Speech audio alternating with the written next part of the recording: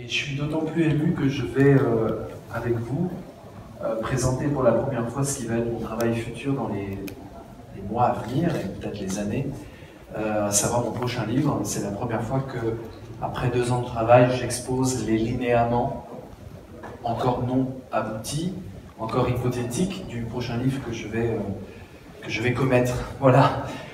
Vivre sa vie comme une œuvre d'art. On en parle souvent, les poètes en parlent souvent, les sages en parlent souvent, les philosophes parfois en parlent, mais on ne l'a jamais théorisé ça.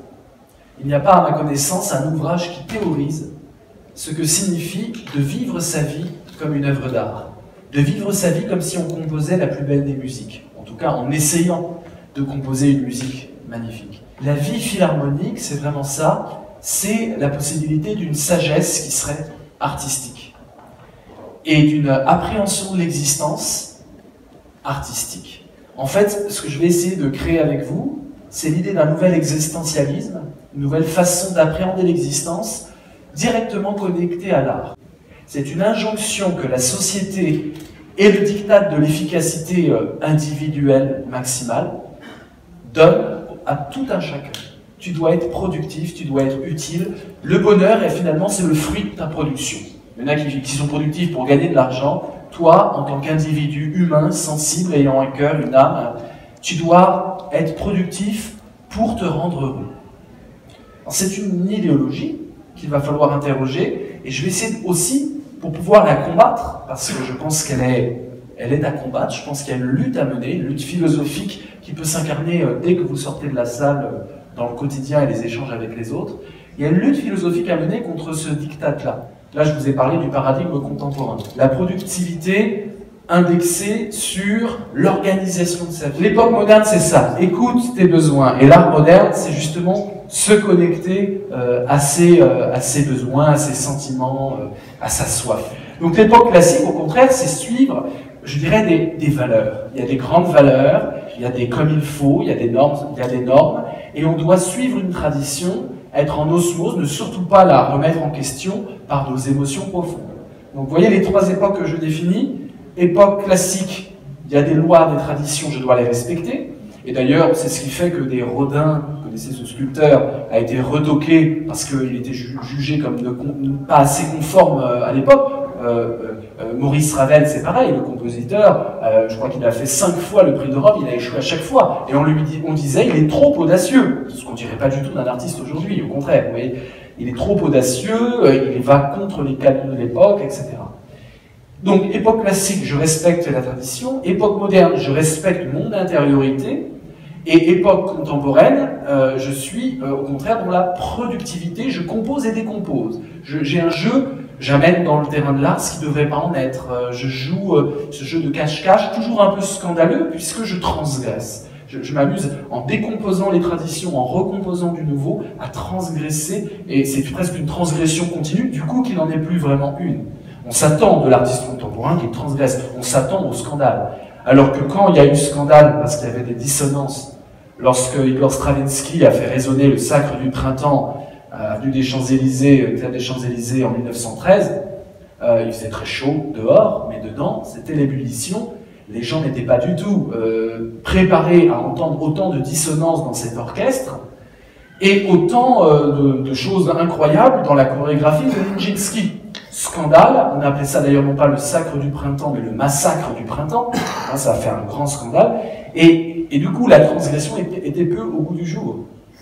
Donc, ces 3 époques, je vais essayer avec vous de montrer ce que pourrait être l'époque du XXIe siècle. J'y vais carrément. Alors, c'est pas du tout une époque où le but est de produire, il s'agit même de résister à cet effort de devenir soi, à combler cette incomplétude qu'on serait d'office. C'est une époque qui consiste, au contraire, à prendre sa place dans le monde, y compris dans une citoyenneté, dans le vivre ensemble, dans l'espace public, mais non pas en se disant « je vais produire », mais en se positionnant justement en harmonie avec le monde et surtout en créant l'harmonie. Il ne s'agit pas d'entrer dans les normes et de se conformer à des tutelles morales et de se soumettre à des diktats moraux. Il s'agit au contraire de réharmoniser ce qui pourrait sembler de disparate. Et du coup, l'art devient un principe d'harmonisation. Pas d'harmonie, mais d'harmonisation. Artiste est celui qui vit sa vie en créant de l'harmonie là où il n'y avait pas d'harmonie. En imposant, je dirais, ses propres normes, ses propres critères, ses propres valeurs, ce qui s'appelle l'autonomie, à un monde qui pourrait justement attendre de lui qu'il soit rentable, productif, efficace et finalement qu'il entre dans les moules.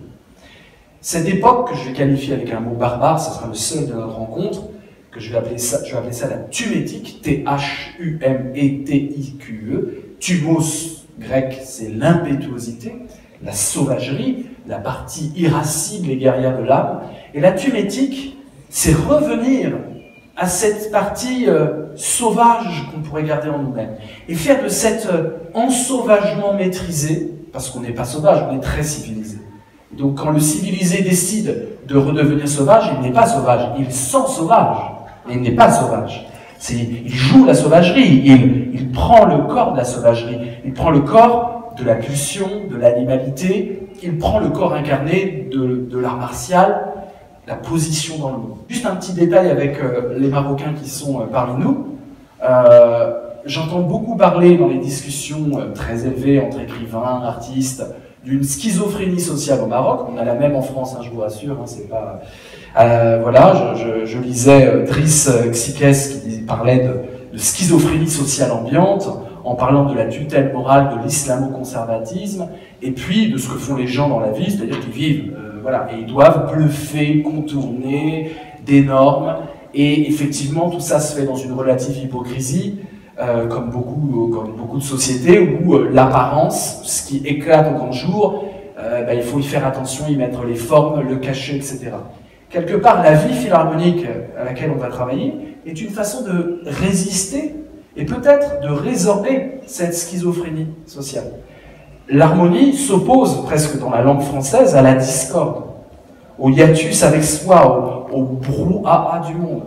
Et donc, être en harmonie, c'est justement ne plus être dans cette schizophrénie, avec des guillemets bien sûr, dans cette schizophrénie où on se dédouble et on se coupe de nos désirs, on se coupe de notre corps, où on essaye de se conformer à des modèles que nous ne sommes pas véritablement. Le mot d'Héraclite, on le trouve au fragment 8, ce qui est taillé en sens contraire, ce qui s'oppose, s'assemble, coopère, ce qui s'oppose, coopère. De ce qui diffère naît la belle harmonie. De ce qui est contraire naît la belle harmonie. Et c'est la discorde qui produit toute chose. Phrase très célèbre, le polémos, discorde, la guerre, la polémique, la lutte. C'est du polémos que viennent les belles choses et notamment l'harmonie. L'harmonie des contraires, on pourrait dire. Et non pas l'harmonie du similaire. Et non pas l'harmonie du totalitaire. Et non pas l'harmonie de qui se ressemble, s'assemble. Et ce que dit Héraclite là, c'est qui dissemble s'assemble. Qui est différent s'assemble. C'est par la différence qu'on peut parler d'harmonie, et non pas par la ressemblance. Et donc, dans toutes les philosophies d'Édouard Glissant, en passant par la mienne sur Mélangeons-nous, ou d'autres livres que j'ai écrits, maraboutés, à chaque fois, il est question de l'harmonie par les différences, en gardant les différences. Et il continue, Héraclite, fragment 53, une énigme, l'harmonie cachée, l'harmonie invisible, vaut mieux que l'harmonie visible, l'harmonie manifeste. Il y a des harmonies qui ne sont pas patentes, manifestes, qu'on ne voit pas. Il y a des liens d'osmose, des liens de filiation qui sont cachés, et il met un jugement de valeur là-dedans, et il dit ça vaut mieux que l'harmonie qui saute aux yeux. Et précisément, c'est mon analyse, on pourrait avoir plusieurs analyses de cette énigme, mais précisément je pense que c'est justement parce que on maintient les différences dans cette harmonisation qu'on ne voit pas qu'il y a harmonie tellement les choses, les éléments qui sont combinés sont différents. Et à l'orchestre, je suis compositeur aussi, toute cette conférence doit être lue également à l'idée que je suis compositeur d'orchestre, ça va du rap à l'orchestre, donc je suis compositeur dans beaucoup de domaines, je vous parlerai un peu de mon travail. Et l'idée c'est ça, c'est-à-dire qu'il ne s'agit pas d'unifier la flûte, la trompette et le piano. C'est dans leurs différences qu'on doit trouver l'harmonie. Et que la flûte soit vraiment flûte, la trompette vraiment trompette et le piano vraiment piano, tout comme les individus doivent être vraiment eux-mêmes, et ensuite c'est dans la différence. Et donc l'harmonie n'est pas visible, n'est pas manifeste, les instruments ne sont pas de la même taille, la façon de jouer n'est pas la même, les émotions qu'ils véhiculent peuvent ne pas du tout être la même, et quand vous écoutez l'ensemble, le mot philharmonie vient de ça quand même, quand vous écoutez l'ensemble, l'harmonie qui se dégage nous surprend, nous étonne profondément. On parle de philharmonie. Je rajoute l'amour dedans. Philein, philosophie, l'amour de la sagesse. Philharmonie, l'amour de l'harmonie, l'amour de la musique, mais aussi l'amour de l'harmonie. Pourquoi l'harmonie seule ne suffit pas? Pourquoi j'ai besoin de rajouter ce fil, qui peut d'ailleurs se lire en anglais, hein. Fil, c'est la sensation, c'est le sentiment, c'est l'émotion, ça me va, dans une sorte d'écriture bizarre, néologisante, ça me va, philharmonie. Pourquoi philharmonie? Parce que l'idée, c'est de mettre de la philosophie dans cette harmonie-là. C'est-à-dire de l'amour pour la sagesse et la pensée, de l'amour pour la vérité. Et je redéfinirais la notion de philharmonie, c'est pas du tout les amateurs de musique, mais nous sommes tous des amateurs de musique au grand concert de la vie. Tous. Nous formons notre petite musique. Il se trouve qu'aujourd'hui, maintenant, cette musique fait qu'on se rejoigne dans le même espace. Mais nous sommes tous des musiciens de la vie. Et parfois, ça va jusqu'à la cacophonie. Mais véritablement, il s'agit vraiment de comprendre que la philharmonie, c'est l'harmonie pensée et assumée comme telle. C'est l'harmonie qui est le fruit d'une harmonisation, c'est-à-dire d'un vrai travail où j'essaie d'être en cohérence avec ce que je ressens profondément, l'émotion, les sentiments, les valeurs qui sont les miennes, et en cohérence avec ma place sociale, ma position sociale. Et là, la schizophrénie s'enlève.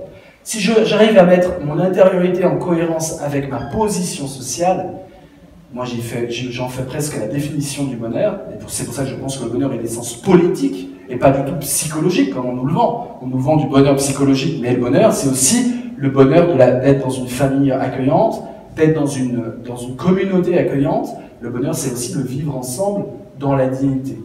Alors, Platon, dans le premier sens de l'harmonie, dans le Phédon, fait parler Signas, fait parler Socrate aussi, et Socrate s'adresse à Signas. Signas a parlé exactement « Aucune âme n'aura part au vice si elle est en harmonie, si elle est pleinement,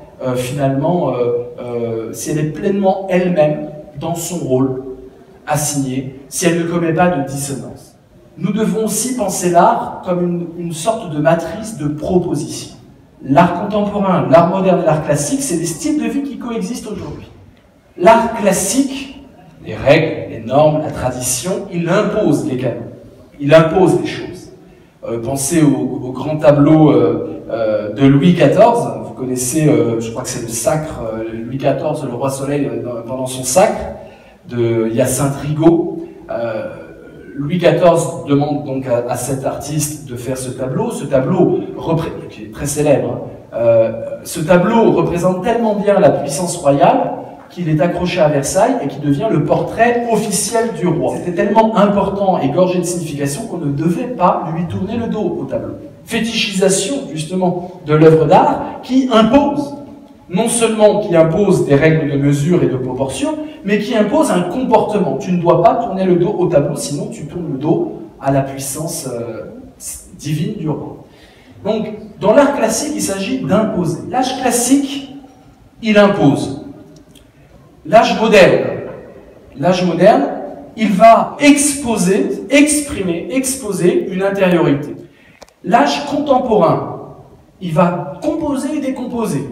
Il décompose pour mieux recomposer. C'est un peu le jeu de Lego. Il va décomposer les choses, jouer avec des références et pouvoir recomposer son matériel. Dans l'art classique, le but est évidemment de respecter. Le verbe de l'art classique, c'est respecter. Et du style de vie classique, encore une fois, dans cette logique philharmonique, ce que je dis de l'art vaut pour la vie. C'est ça un peu ce que j'appelle la philharmonie. Ce qu'on dit de l'art vaut pour l'existence. C'est un existentialisme artistique.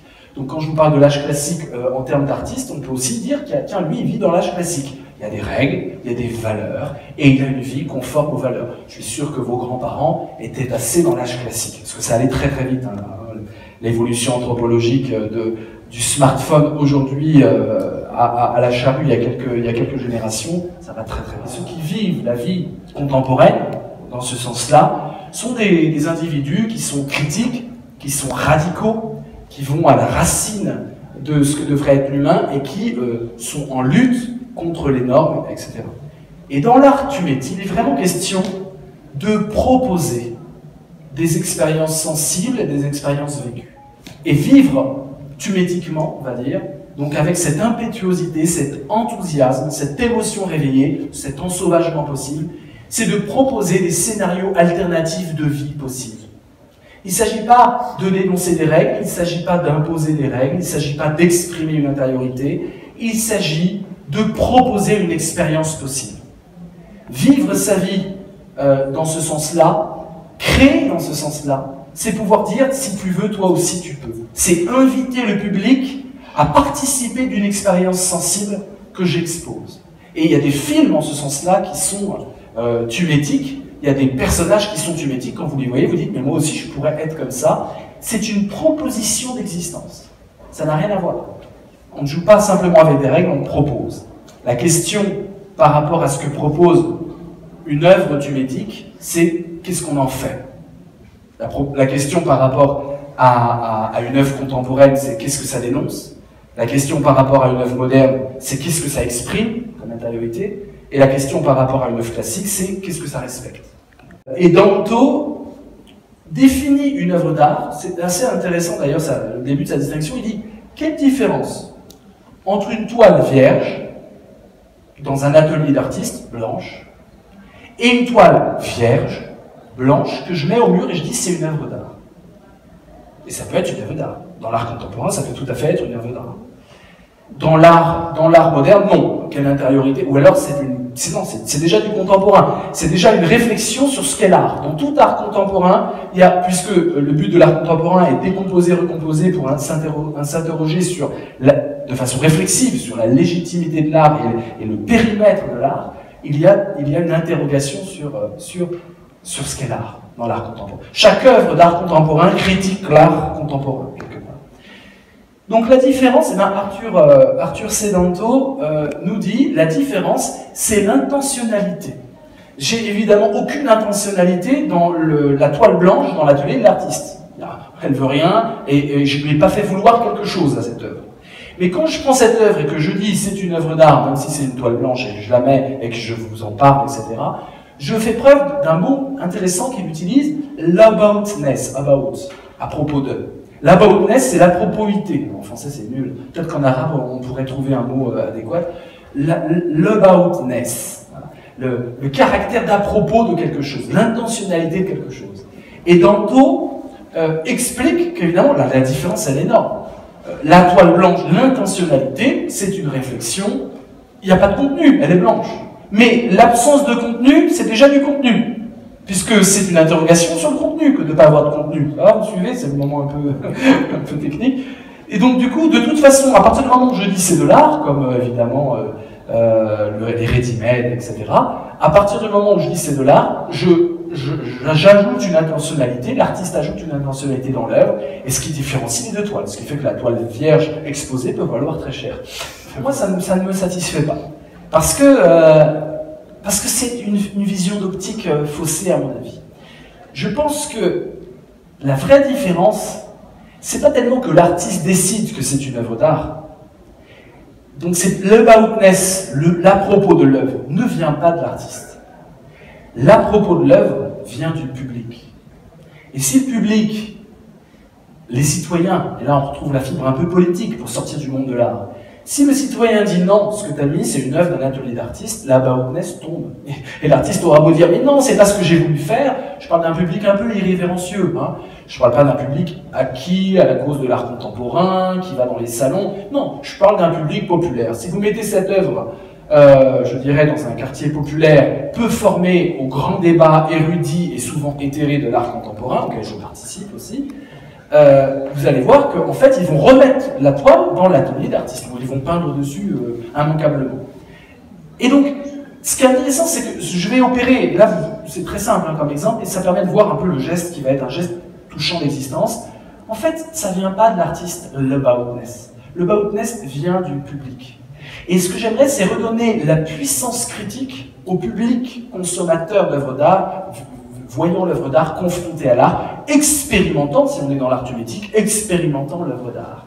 Alors ça change beaucoup de choses. Si on dit que le Baroqueness vient du public, ça veut dire que le public est une puissance critique contraire à la propagande artistique des marchands d'art, qui consiste à dire « mais non, c'est de l'art, on vous dit que c'est de l'art, on l'a écrit dans Le Monde, on l'a écrit dans tel journal, c'est passé à la télé ». Et donc, chaque œuvre d'art aujourd'hui, parce qu'on croit que le Baroqueness vient de l'artiste, et que l'artiste, évidemment, est une valeur marchande, chaque œuvre d'art a besoin de tout un corpus d'interprétation, avec des universitaires, avec des grands colloques, qui vont, par propagande commerciale souvent, qui vont gorger l'œuvre d'art d'artisticité.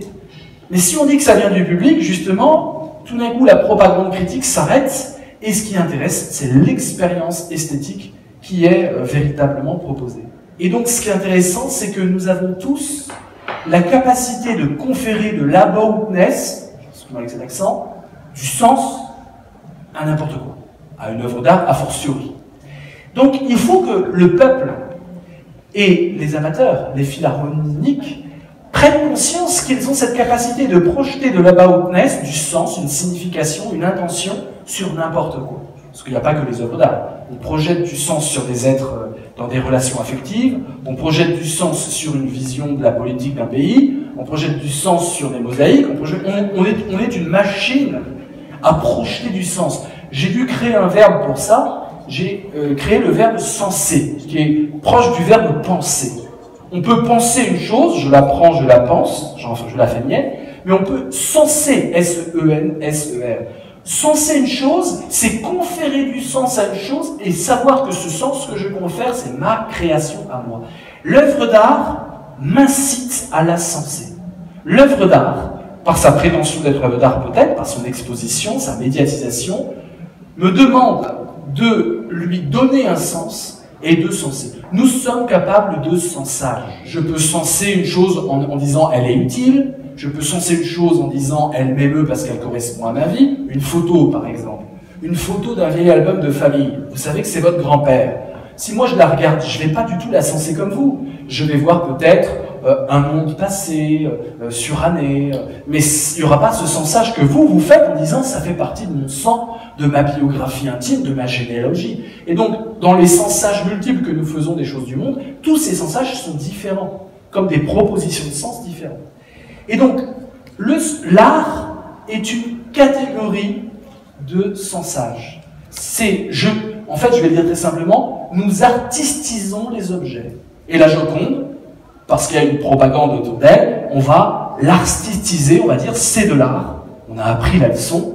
Je ne sais pas si vous vous baladez dans des vous savez, des bouquinistes où il y a et si vous n'avez jamais rencontré la Joconde, je ne sais pas si vous allez tomber en pamoison sur la Joconde au milieu d'autres portraits un peu jaunis. J'en doute fort.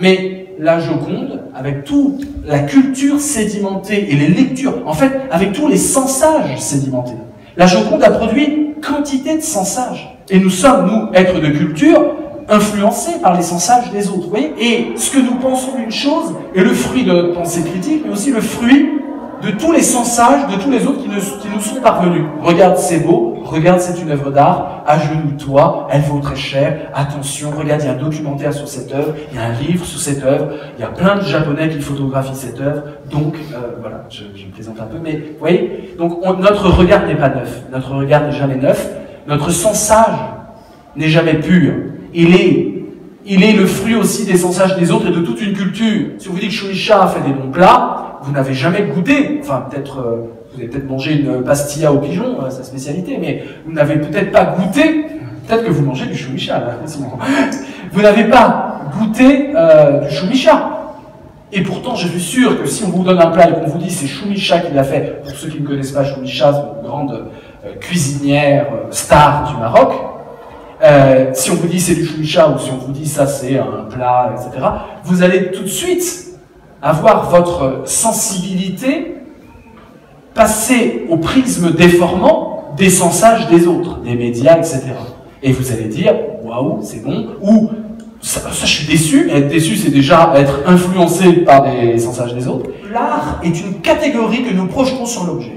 C'est une catégorie de sensage, d'interprétation du monde. Ça, c'est de l'art, ça, c'est de la déco. Ça c'est du design, ça c'est du stylisme, c'est pas de l'art. À partir de quand ça devient de l'art? Parce qu'on me l'a dit, parce qu'on me le montre, parce que j'ai un bagage culturel qui me fait dire bip bip, ça c'est de l'art.